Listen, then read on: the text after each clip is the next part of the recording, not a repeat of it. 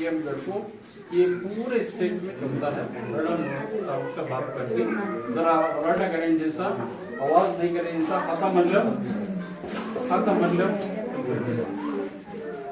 मन लेना बीच में नहीं बेटा बैठ सकेगा।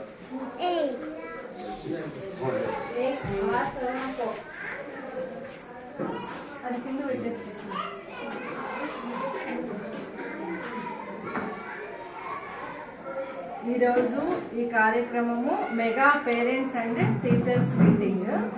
ఈ కార్యక్రమానికి నన్ను విచ్చేసిన ప్రిన్సిపల్ సార్ గారికి, మేడం గారికి కృతజ్ఞతలు తెలియజేస్తున్నాను. ఇక్కడికి విచ్చేసిన అతిథులకు, పేరెంట్స్కి, పిల్లలకి అందరికీ కూడా హృదయపూర్వక నమస్కారాలు తెలియజేస్తున్నాను. ముఖ్యంగా ఈరోజు మన ముఖ్యమంత్రి నారా చంద్రబాబు నాయుడు గారు, మన education minister and IT minister Lokesh గారు ఎంతో ప్రతిష్టాత్మకంగా ఈ మీటింగ్స్ ని మన రాష్ట్రం అంతా కూడా నిర్వహిస్తున్నారు.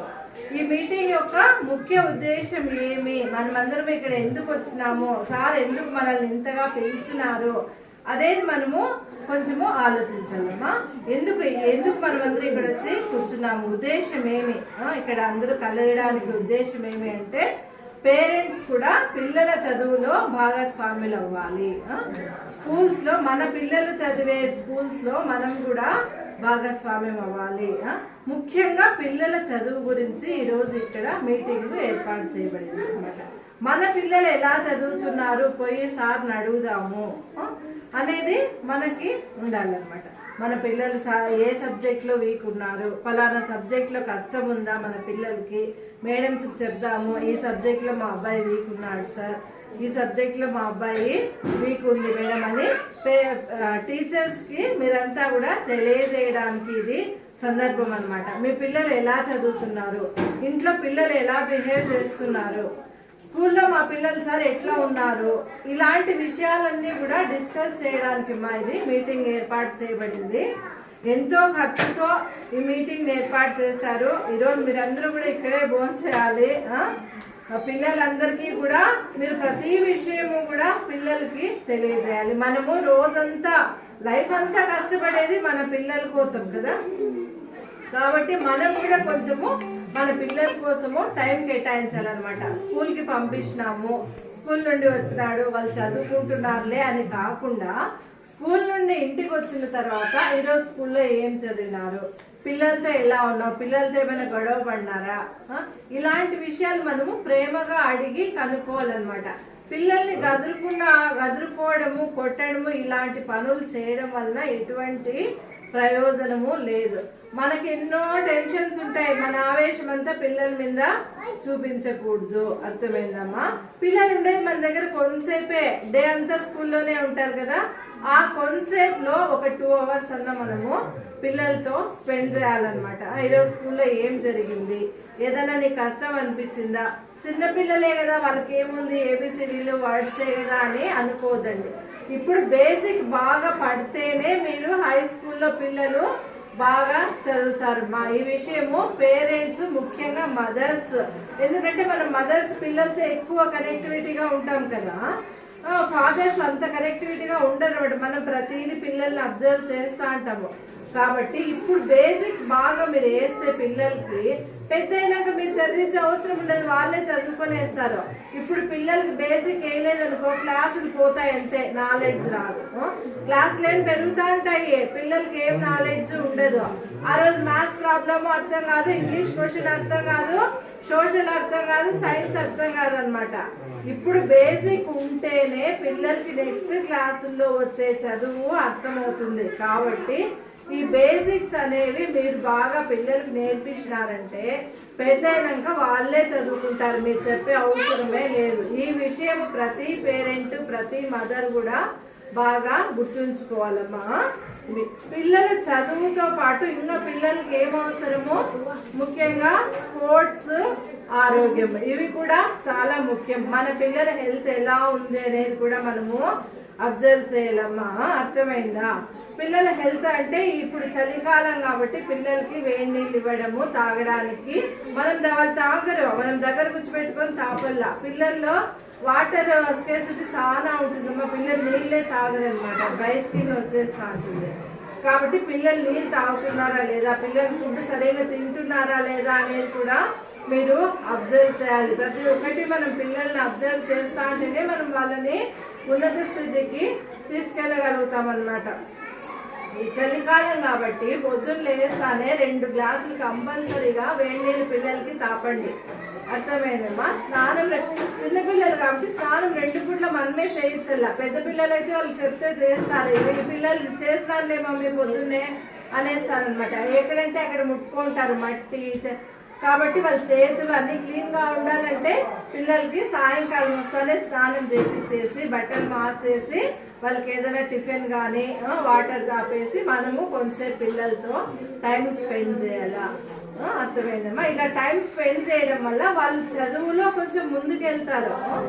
మీరు ముఖ్యంగా పిల్లల్ని ఆబ్సెంట్ చేయలేదండమ్మా. ఈ రోజు ఆబ్సెంట్ రేపు పోతుందిలే, ఏం జరుగుతుందంటే ఈ రోజు చెప్పిండేది రేపు మీ పిల్లలకి అర్థం కాదు, వాళ్ళు మీతో చెప్పరు. ఎందుకంటే వాళ్ళ పిల్లలు ఆడుకోవాలా, టీవీ చూద్దామా అనే ఉంటుంది పిల్లలు, ఎవరి పిల్లలకైనా. కాబట్టి పిల్లల్ని స్కూల్కి ఆబ్సెంట్ కాకుండా పంపించండి. హెల్త్ బాగాలేకుంటే తప్ప మిగతా సందర్భాల్లో పిల్లల్ని స్కూల్కి పంపించకుండా ఉండద్దండి. అర్థమైందమ్మా? రేపు పోతానులే అని ఇంట్లో పిల్లలు అంటా ఉంటారు, స్కూల్కి కంపల్సరీ పంపించండి. కనెక్టివిటీ వెళ్ళిపోతుంది అనమాట. ఈరోజు చెప్పింది రేపు రాలేదనుకో మళ్ళీ మర్నాడు వస్తే పిల్లలకి అర్థం కాదు, సబ్జెక్ట్స్ ముందుకు వెళ్ళిపోతూ ఉంటాయి. చిన్నపిల్లలైనా చాలా చాలా సబ్జెక్ట్ ఉందమ్మా వీళ్ళకి. వీళ్ళు బుక్స్ తీసి మీరు ఒకసారి చూడండి.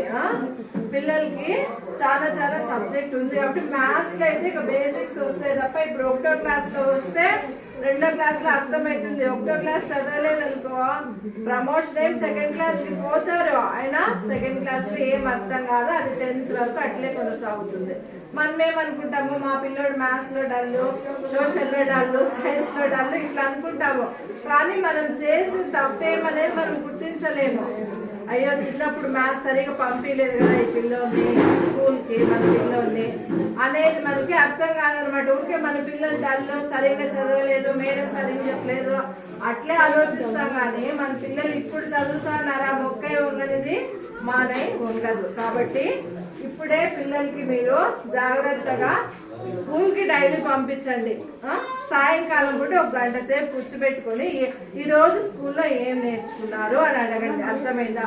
అంత మాత్రం డిస్కస్ చేసినా కూడా మన పిల్లలు బాగా చదువుతారనమాట. సాయంకాలం అయితేనే మనకి ఏం పని ఉండకూడదు. మా పక్కన ఇంట్లో వాళ్ళ ఇంట్లో వీళ్ళ ఇంట్లో వదిలేయండి.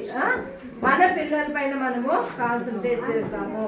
మన పిల్లల కోసం గవర్నమెంట్ ఎంత ఖర్చు పెడతాంది, బుక్స్ ఇస్తాంది, షూ ఇస్తాంది, భోజనం కూడా ఇస్తాంది, పెడతా అంటే మనం ఏం చేస్తున్నాము అనేది మనము ఆలోచించుకోవాలా.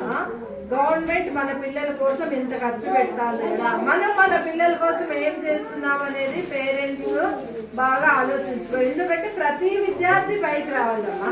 ఎవరో కొంతమంది ఉద్యోగాలు చేయాలని కాదు, ప్రతి విద్యార్థి బాగా చదువుకోవాలా, ప్రతి విద్యార్థికి ఉద్యోగాలు కావాలా, మీ కుటుంబాలంతా బాగుండాలి కదా. ఇంకా ముఖ్యంగా మా ఆడపిల్లల విషయాలు, మగపిల్లల విషయాలు వస్తే మగపిల్లల్ని అంగడికి సిగరెట్ తీసుకురావడానికి, బీడీలు తీసుకురావడానికి ఇలాంటి వాటికి పంపించద్దండి. అర్థమైందమ్మా? అలాంటి వాటికి పంపించి వాటికి అవే అలవాటు అయిపోతాయి మగపిల్లలకి. మరి మొబైల్స్ ఇవ్వద్దండి. ఆ మొబైల్స్ లో గేమ్లు ఆడతాము అని చెప్తా అంటారు. మొబైల్స్ ఇవ్వద్దండి పిల్లలకి. ఏదన్నా కానీ బుక్ తీసి కొంతసేపు చదువుకోండి, నిద్రపోమనండి, ఆడుకోమనండి. స్పోర్ట్స్ కూడా పిల్లలకి చాలా చాలా అవసరము. స్పోర్ట్స్ ఆడడం వలన పిల్లల్లో కాన్ఫిడెన్స్ లెవెల్స్ పెరుగుతాయి అన్నమాట.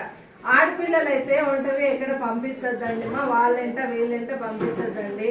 అర్థమైందమ్మా? ఆడపిల్లలకి ఇంకా బాల్య వివాహాలు చేస్తూ ఉంటారు కొంతమంది. కొంచెం ఇంకా 6th క్లాస్ 7th క్లాస్ అయిపోతేనే పెళ్లిళ్ళు చేసేస్తారు. ఇంకా పక్కన ఇళ్ళలో ఎవరైనా అట్లా చేస్తా అంటే కూడా చేయకూడదు అని చెప్పండి అమ్మా. బాల్య వివాహాలు నేరము, అందరికీ తెలుసు కదమ్మా. పిల్లల్ని చిన్నప్పుడు కూడా పనికి పంపించకూడదుమా. చదువుకోవడం వాళ్ళ హక్కు. గవర్నమెంట్ స్కూల్స్ పెట్టి గవర్నమెంట్ ఇంత ఖర్చు పెడతా ఉండేది. పిల్లలందరూ బాగా చదువుకొని వాళ్ళు ఉద్యోగాలు చేస్తే కుటుంబాల్లో పేదరికం ఉండకూడదు. పేదరిక నిర్మూలన కోసం మన ముఖ్యమంత్రి చంద్రబాబు నాయుడు గారు చాలా చాలా కృషి చేస్తున్నారు. పేదరికం ఎలా పోతుంది? పిల్లలు బాగా చదువుకొని ఉద్యోగాలు చేస్తే కదా పేదరికం పోయేది. కాబట్టి మన పిల్లల్ని ఇప్పటి నుండి ఎల్కేజీ ఏముందిలే, యూకేజీ ఏముందిలే, 1వ క్లాసే కదా 2వ క్లాసే కదా అని ఆలోచించద్దండి. ఎల్కేజీ యూకేజీ ఫస్ట్ స్టాండర్డ్ బాగా చదివితేనే మీ పిల్లలు రేపొద్దున బాగా చదువుతారు. గుర్తుంచుకోండి, ముఖ్యంగా మన పిల్లలు ఏమన్నా చెడు అలవాట్లు నేర్చుకుంటున్నారా అనేది ముఖ్యంగా మీరు గమనించుకోవాలా. పక్కన పిల్లలతో కొట్లాడుతున్నారా, ఫ్రెండ్లీగా ఉంటున్నారా? పక్కన పిల్లోడు ఎవరైనా కొట్టినారనుకో మీ పిల్లోడిని ఒకటే వచ్చి ఇంకా మా పిల్లోడిని ఎవరు కొట్టిండేది అని కొట్లాడకూడదు. అర్థమైందా?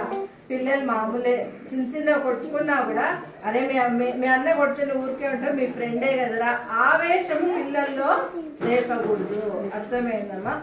నిన్ను కొట్టాడు, నువ్వేం చేస్తా అంటే తిప్పి కొట్టకూడదా, ఈ మాట మనకు రాకూడదు. అర్థమైందమ్మా?